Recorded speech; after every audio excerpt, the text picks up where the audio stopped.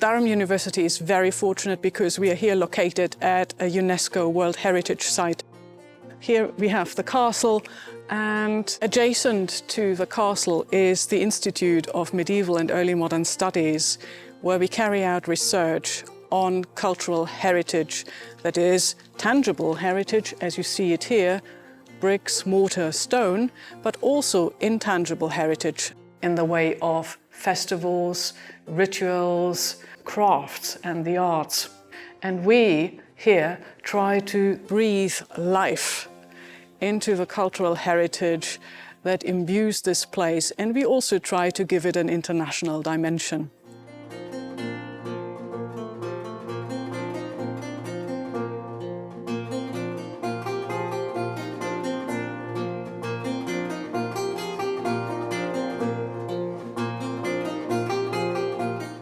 Hi, I'm Irene and I'm here studying cultural heritage management.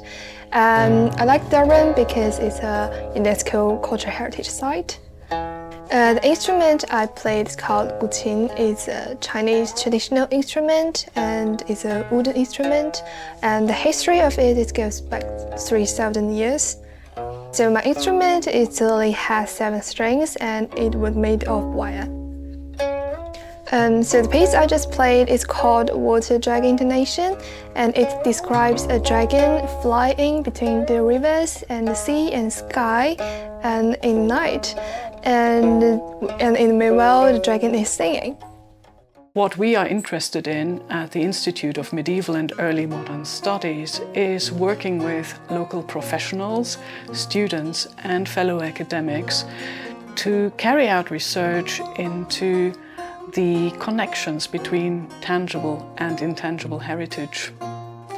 And for this we have chosen a design by Giuseppe Arcimboldo, who was a famous Renaissance painter. What we are interested in, however, is not just looking at a design, we also want to know how a costume works in practice.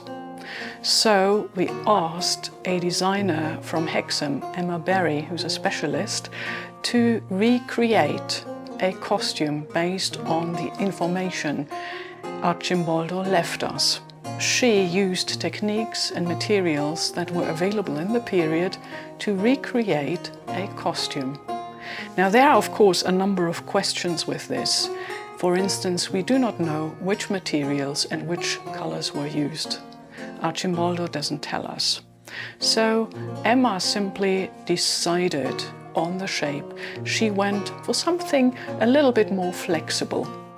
She cut a mask out of leather, so on the inside you see this is all leather, and she tailored the whole costume to a particular performer.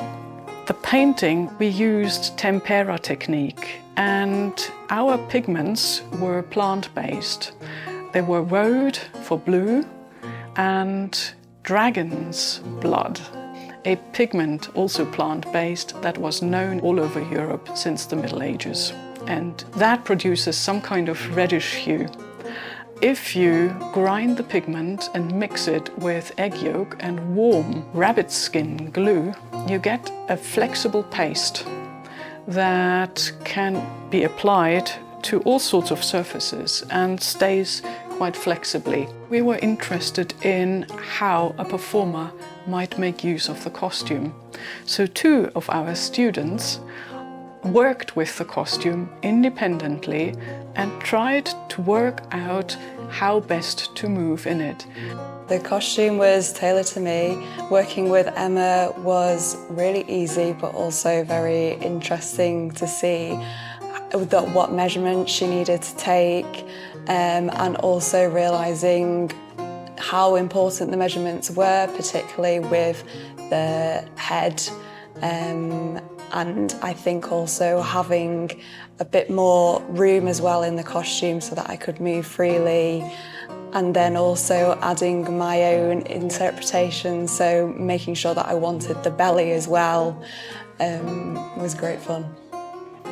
So the challenges of the costume were definitely making sure that you didn't trip over the feet, but also the mask, I felt that if you held it in a certain way, if you were looking down a lot, it would dig into your neck. So you felt that you were looking up a lot to make sure that you weren't choked. Also, some of the best bits of the mask are the design of the mouth. I think it's so expressive. Yeah. Look at you want to show off the underside as much as possible. Breathing is a little difficult in the mask, but you get used to it. It's a bit of an opening just at the mouth here. You have to tilt your head back quite far, and it rests on the bridge of your nose, and then it grips you very tightly under here, and you can't open your mouth too much. Yeah, I think it was very important that the torso was more flexible. Yeah, I think it means that, for one thing, both of us can wear it. Yeah. It gives you a lot more freedom. Yeah, one size fits all. Yeah. But I think that it's important as a performer that you can actually move in the costume. You're not a statue. Especially around you can be expressive with the torso. You don't have to just wave your arms about. Yeah, definitely. Reach different heights as well. Yet you wouldn't be able to do any of the hunching or the crouching down if it were all stiff. So I think it was a good decision on Emma's part. I think the best movement is when the dragon rears up and shows off his nice paunch, nice friendly paunch. Yeah, whereas I enjoyed stretching out my arms, showing the greatness of the character and extending my neck as well. I felt very regal. I have to say, I thoroughly enjoyed watching your performance. I felt that you were very mischievous and quite threatening. I think that comes from watching the way animals behave. I think that's where that comes from. But yeah, I think yours was a lot more like interpretative dance or something. It's probably more authentic for the period, I feel. Perhaps, yeah. I did feel like I was a dancer. I enjoyed that aspect. You're using your arms a lot more than I did. I felt very fluid. I think that kind of came from the idea that he might be a sea creature as well. Together with students, local professionals and local communities, people like Emma Berry, we want to keep the legacy alive. And we also try to keep these practices going and to keep people interested in it. And long may it continue.